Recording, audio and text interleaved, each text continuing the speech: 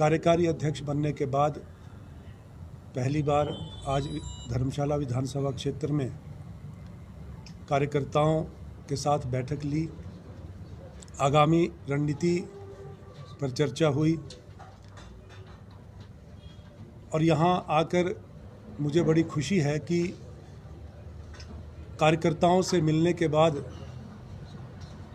जो मैंने उनकी भावना को समझा, ये ज़रूर है कि 2012 में जिस व्यक्ति को धर्मशाला विधानसभा क्षेत्र से स्थानीय जनता ने, स्थानीय कार्यकर्ताओं ने, उस व्यक्ति की, जबकि कोई धर्मशाला की कोई पृष्ठभूमि नहीं थी, एक विधायक बनाकर, एकजुटता से, सामूहिक प्रयासों से विधायक बनाकर विधानसभा में भेजा। और आज जो कार्यकर्ताओं ने, जिन्होंने उनको विधायक बनाकर भेजा, आज उन्होंने उनके विश्वास को तोड़ा और एक ऐसे घटनाक्रम का असफल अंजाम देने का प्रयास किया कि ना पहले कभी हिमाचल प्रदेश की राजनीति में ऐसा हुआ और ना ऐसा आने वाले समय में होना चाहिए।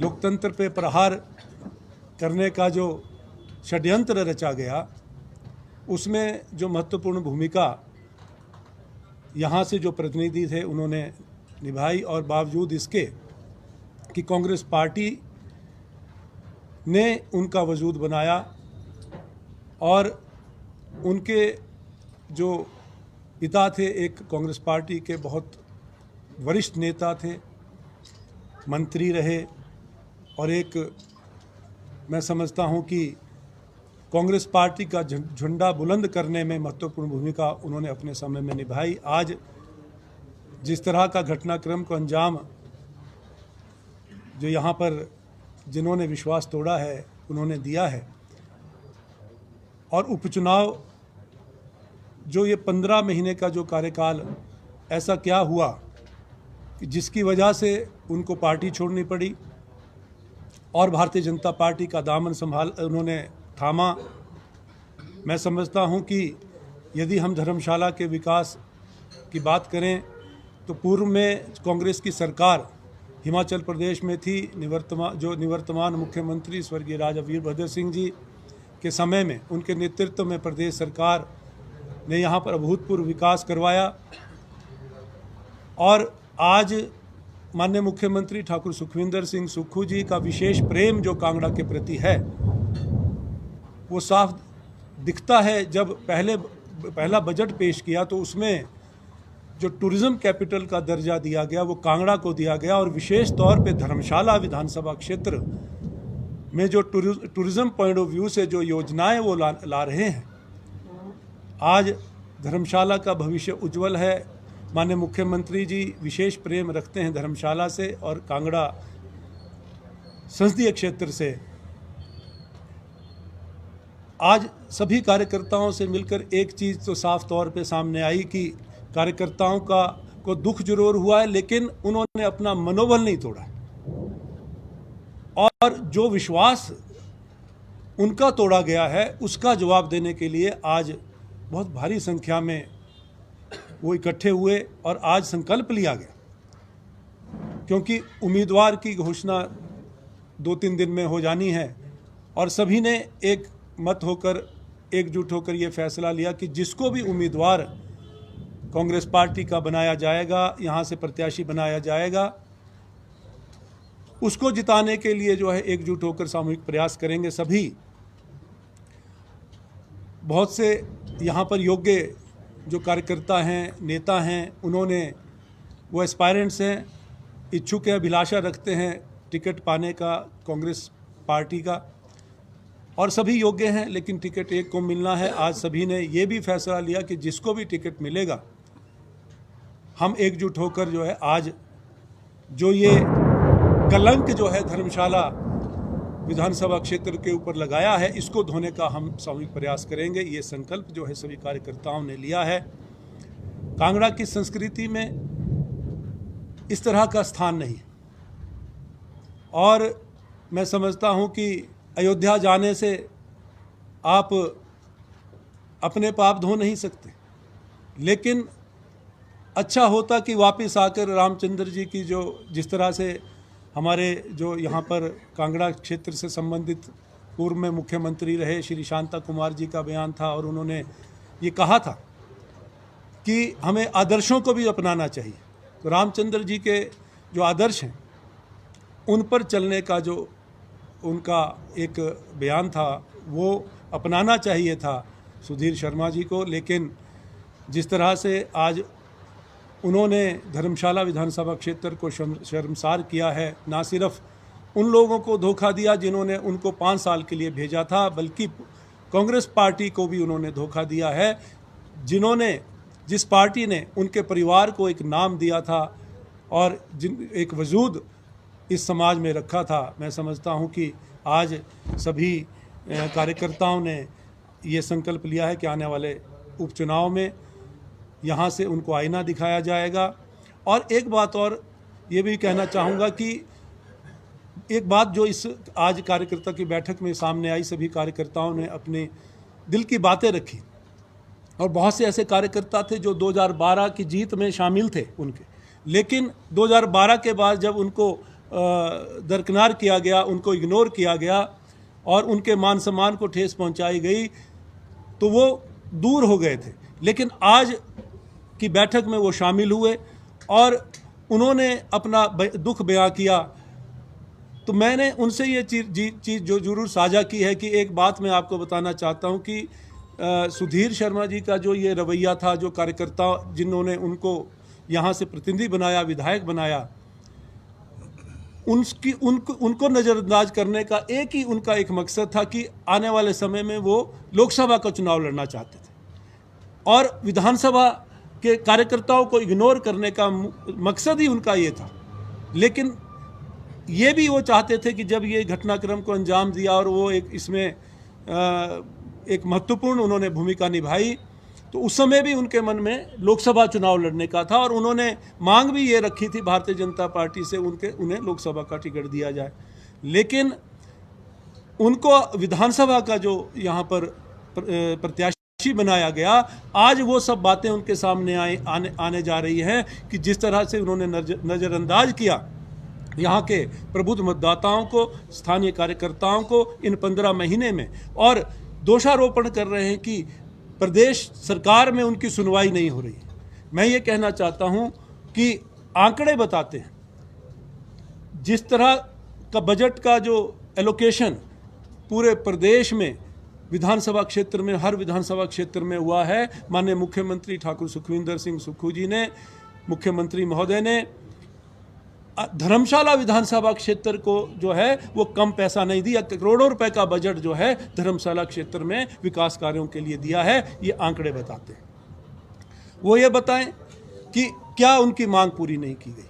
हाँ, जब अति महत्वाकांक्षा आड़े आ जाती है, जब व्यक्तिगत हमारी इच्छाओं की पूर्ति जो है वो नहीं हो पाती है, तब इस तरह का घटनाक्रम को अंजाम मिलता है। और उनकी व्यक्तिगत इच्छा थी कि उनको यदि मंत्री बना दिया जाता तो ये सब बातें दब जाती, ये सब बातें खत्म हो जाती। लेकिन मैं ये भी कहना चाहूँगा कि पिछले कांग्रेस सरकार के कार्यकाल में 2012 से 17 के कार्यकाल में उनको कैबिनेट मिनिस्टर बनाया गया था और महत्वपूर्ण विभाग दिए गए थे। उस समय भी कई लोग मंत्री नहीं बन पाए थे। माननीय मुख्यमंत्री जी 3 बार के विधायक थे, लेकिन वो मंत्री नहीं थे, लेकिन उन्होंने पार्टी नहीं छोड़ी। पार्टी का निष्ठावान कार्यकर्ता कभी इस बात पे पार्टी नहीं छोड़ता है कि उसकी व्यक्तिगत हितों की जो है पूर्ति नहीं हो रही है। और हम लोग पब्लिक के लोग हैं, हम जनप्रतिनिधि हैं, और जनप्रतिनिधि का एक दायित्व होता है, एक जिम्मेवारी होती है कि अपनी भावना जो है वो पीछे रहती है, लोगों की भावना जो है उस पर कार्य करना होता है। यही इसकी परिभाषा है। लेकिन व्यक्तिगत स्वार्थ इनके आड़े आए और इन्होंने व्यक्तिगत स्वार्थ की पूर्ति ना होने की वजह से आज पार्टी छोड़ी है। और वो उस पार्टी को छोड़ा है जिन्होंने इनको नाम दिया था, सम्मान दिया है, मान सम्मान दिया, यही मैं कहना चाहूँगा। और आने वाले समय में इस तरह की घटनाएं ना हों, और जिस तरह से नैतिकता जो है आज राजनीति में जो नैतिकता का स्तर जो गिरा है, और जिस तरह से ये दल बदल की राजनीति और धनबल का जो प्रयोग जो है आज इस राजनीति हिमाचल प्रदेश की राजनीति में जो बढ़ा है, मैं समझता हूँ कि इन चुनाव में, लोकसभा के चुनाव में और उपचुनाव में इसका जवाब जो है प्रदेश की जनता देगी, ये मैं कहना चाहता हूँ। और आने वाले समय में हिमाचल प्रदेश में जो सरकार जो है स्थिर है, जिस तरह का भ्रम फैलाया जा रहा है, मैं ये ज़रूर कहना चाहूँगा कि हिमाचल प्रदेश में माननीय मुख्यमंत्री ठाकुर सुखविंदर सिंह सुक्खू जी के नेतृत्व में हिमाचल प्रदेश में सरकार 5 साल पूरा कार्यकाल करेगी, और हिमाचल प्रदेश में को जो स्वावलंबी बनाने का और आत्मनिर्भर बनाने का जो सपना माननीय मुख्यमंत्री जी ने लिया है, संकल्प लिया है, उसको पूरा करने में प्रदेश में जो हमारे विधायक हैं, 34 के 34 विधायक जो है उनके साथ खड़े हैं। और आने वाले 6 उपचुनाव में 6 की 6 सीट जो है कांग्रेस पार्टी जीतने जा रही है, और लोकसभा के चुनाव भी इस बार अप्रत्याशित हो रहे हैं। इस बार जो है हम यहाँ पर चारों की चारों सीटों में एक बेहतरीन प्रदर्शन करने जा रहे हैं, ये मैं कहना चाहता हूँ। आप तो कहते हैं कि भाजपा के विधायक भी आपके संपर्क में? भारतीय जनता पार्टी के विधायक भी हमारे संपर्क में है, वहाँ भी सफोकेशन है। ऐसा नहीं है कि वहाँ पर भी नैतिकता वाले लोग हैं और आज वो सफोकेट फील कर रहे हैं। इस तरह के घटनाक्रम में हर एक कोई साथी नहीं है और ना ही कोई बनना चाहता है। अच्छे लोग हर पार्टी में होते हैं और कुछ लोग जो है हमारे साथ संपर्क में हैं।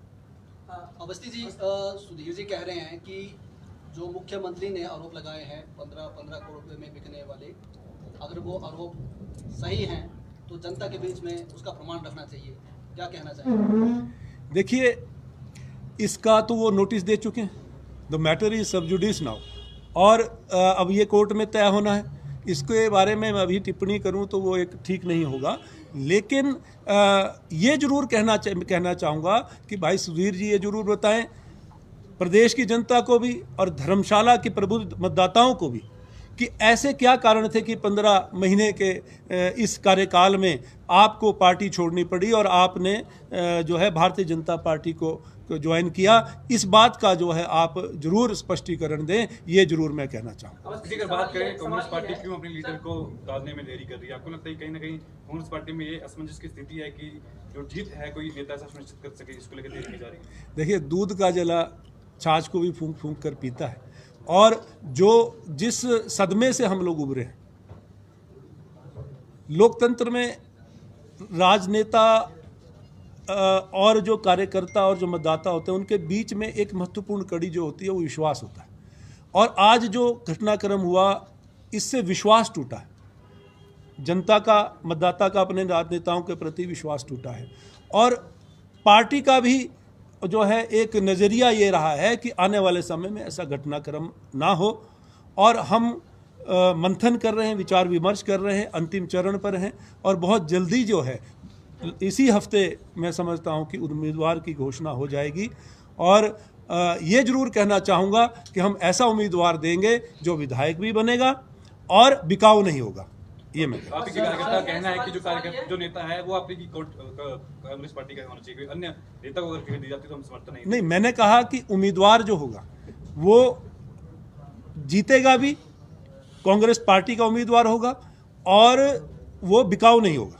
अवस्थी जी, कांग्रेस में बहुत से नेता हैं और जो टिकट के तलबगार भी हैं और लंबे समय से कांग्रेस से जुड़े हुए हैं, तो क्या उन्हीं में से उम्मीदवार रहेगा या कांग्रेस पैराशूटी पे ही निर्भर रहेगी? मैं ये कहना चाहूँगा कि जो भी एस्पायरेंट्स हैं, जो एप्लीकेंट्स हैं, जिन्होंने अपनी उम्मीदवारी जिताई है, वो सभी योग्य हैं और उनका अपना एक बहुत बड़ा कंट्रीब्यूशन पार्टी को मजबूती करने में रहा है। लेकिन टिकट एक को मिलना है।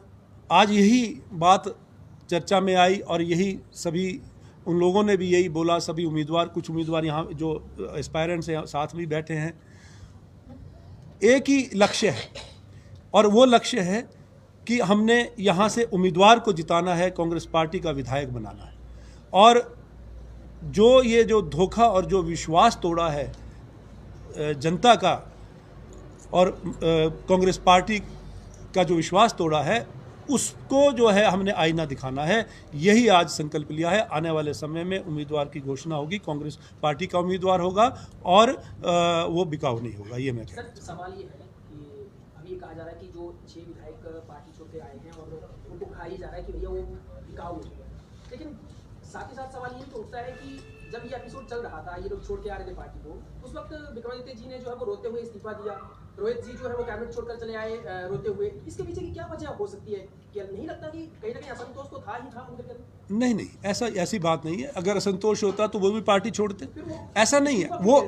वो इस्तीफा नहीं, वो एक उनका अपना एक उन्होंने एक प्रेस कॉन्फ्रेंस करी, प्रेस कॉन्फ्रेंस में अपने जज्बात उन्होंने जाहिर किए, लेकिन उन्होंने पार्टी नहीं छोड़ी और उन्होंने ये भी नहीं कभी नहीं कहा कि मैं पार्टी छोड़ूंगा। आप देखिए, उन्होंने कभी ये नहीं कहा मीडिया में कि मैं पार्टी छोड़ूंगा। आज वो एक महत्वपूर्ण भूमिका निभा रहे हैं। साथ में कहा जा रहा है कि देखिए, जहां भी जा रहे हैं, जयराम जी जा रहे हैं या बीजेपी के जहां लीडर जा रहे हैं, वो ये कह रहे हैं कि बाकी के विधायक भी उनके पास आ जाते अगर उनको सिक्योरिटी न दी जाती। उनके बगल में ही कुछ विधायक थे कांग्रेस पार्टी के, उनको सिक्योरिटी इतनी दी गई थी कि रात रात भर आकर जो पूछा जाता था। मैं ये पूछना चाहूँगा विपक्ष के नेता से कि सिक्योरिटी किसने दी? सीआरपीएफ की जो सिक्योरिटी है वो किसके साथ है? हरियाणा पुलिस की सिक्योरिटी वो किसके साथ है? और रोड से सफ़र ना करके बाई रोड वो ना उनको लाकर वो हेलीकॉप्टर से उनको लाया जा रहा है। तो ये सिक्योरिटी किसको दे रहे हैं? ये मैं ज़रूर कहना चाहूँगा कि बयान करते हुए वो तथ्यों को जांच लें और जिनके अपने घर शीशे के हुआ करते हैं वो पत्थर नहीं मारा करते दूसरों पर, ये मैं ज़रूर कहना चाहूँगा। लेकिन हिमाचल प्रदेश के इतिहास में ये जो काला अध्याय आपने लिखा है, आने वाली पीढ़ी जो है, आने वाला समय जो है, भविष्य में इस बात को कभी आपको माफ़ नहीं करेगा, ये मैं ज़रूर कहना चाहूँगा। और आप देखेंगे कि इसका खामियाजा जो है वो इन लोकसभा चुनाव में और उपचुनाव में आपको भुगतना पड़ेगा। प्रदेश सरकार स्थिर है और पूरा कार्यकाल 5 साल का पूरा करेगी और जनहित की जो योजनाएं हैं उनको धरातल पर हम उतारेंगे, ये जरूर कहना चाहूँगा। और एक बात और जरूर कहना चाहूँगा, विपक्ष के नेता तो ये भी कहते थे कि गारंटी जो है आपने पूरी नहीं करी। हिमाचल प्रदेश में 15 महीने का प्रदेश में सरकार का कार्यकाल पूरा हुआ। माननीय मुख्यमंत्री ठाकुर सुखविंदर सिंह सुक्खू जी के नेतृत्व में प्रदेश में जब सरकार बनी तो 90,000 करोड़ रुपए का जो ऋण हमें विरासत में मिला और एक ऐतिहासिक आपदा से प्रदेश को जूझना पड़ा। उसकी वजह से 12,000 करोड़ रुपए के लगभग जो है हिमाचल प्रदेश को आर्थिक नुकसान हुआ। लेकिन हम रुके नहीं।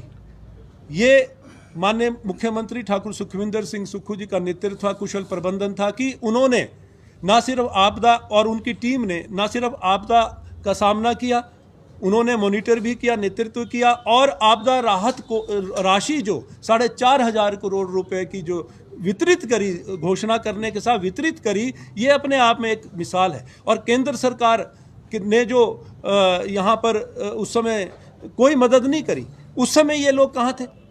आज हिमाचल प्रदेश के लोगों के साथ धोखा हुआ है। केंद्र सरकार भारतीय जनता पार्टी की सरकार है। विपक्ष के नेता सहित उनके जो वरिष्ठ नेता हैं उनको चाहिए था कि हिमाचल प्रदेश में आज संकट आया है और वो हिमाचल प्रदेश के लोगों के साथ खड़े होने के बजाय राजनीति करते रहे। इस बात का जवाब आज आने वाले समय में जो है उनको मिलने वाला है। और एक बात और, ऐसे प्रदेश में जहां आर्थिक संकट हो और 10 गारंटी योजनाओं में से 15 महीने में 5 गारंटी योजनाएं पूरी की जा चुकी हों, ये अपने आप में जो है कमिटमेंट दर्शाती है और कि जो कहा है हम वो करते हैं। और माननीय मुख्यमंत्री जी ने जिस तरह से 5 गारंटी योजनाओं को धरातल पर लाया, ये अपने आप में एक अभूतपूर्व है। और ये तो कहते थे कि 1500 रुपये की राशि जो है सम्मान निधि महिलाओं को कहाँ से देंगे, क्यों नहीं दे रहे हैं। और 24 फरवरी को जो माननीय मुख्यमंत्री जी ने लाहौल स्पीति से इस कार्यक्रम की शुरुआत करी और 2,43,000 के लगभग जो पात्र महिलाएं हैं उनको सभी को ये पैसा मिलना था, उसकी शुरुआत लाहौल स्पीति से करी। तो ये लोग जो है इस बात को नहीं पचा पाए। फिर इन्होंने लोकसभा चुनाव के साथ जोड़ा, इन्होंने इस बात को उपचुनाव के साथ जोड़ा कि इनको लाभ ना मिले और चीफ इलेक्शन कमिश्नर के पास वो इकट्ठे होकर गए और उन्होंने वहाँ पर शिकायत करी कि ये जो स्कीम है इसको बंद किया जाए। उन्होंने 1500 रुपए की जो सम्मान निधि हमारी मातृशक्ति को, माताओं बहनों को मिलनी थी, पात्र महिलाओं को, वो बंद करवा दी। इस बात का जवाब भी जो है मातृशक्ति इस चुनाव में उनसे पूछेगी, ये मैं कहना चाहता हूं। आप ये कह रहे हैं जितनी आप करते 20,000 घर दिए हमने, उसका जिक्र नहीं होता, वो ये कह रहे हैं। देखिए 20,000 घरों की जो बात कर रहे हैं वो एक रूटीन की योजना है, वो आपदा नहीं भी आती तो भी मिलना था। 1062 करोड़ रुपए की जो वो बात कर रहे हैं वो एक हम फेडरल गवर्नमेंट है, हम फेडरल स्ट्रक्चर है हमारा, और केंद्र सरकार का ये दायित्व बनता है प्रदेश में कोई भी सरकार हो, आपदा आए ना आए, उस रेशो में वो पैसा मिलना है। इस बात को वो क्लेम कर रहे हैं। हम तो बात कर रहे हैं कि जो आपदा की वजह से जो नुकसान हुआ और जो हमारा जो क्लेम था वो भी 1 रुपया भी वो नहीं ला सके। हम उस बात की बात कर रहे हैं कि वो उस समय ये लोग कहाँ थे, उस समय ये विपक्ष के नेता कहाँ थे, क्यों वो यहाँ हिमाचल प्रदेश के जो लोगों का जो अधिकार था, हक था, उसको लाने में वो नाकाम रहे। इन सब बातों का जवाब जो है आज इस चुनाव में उनको मिलने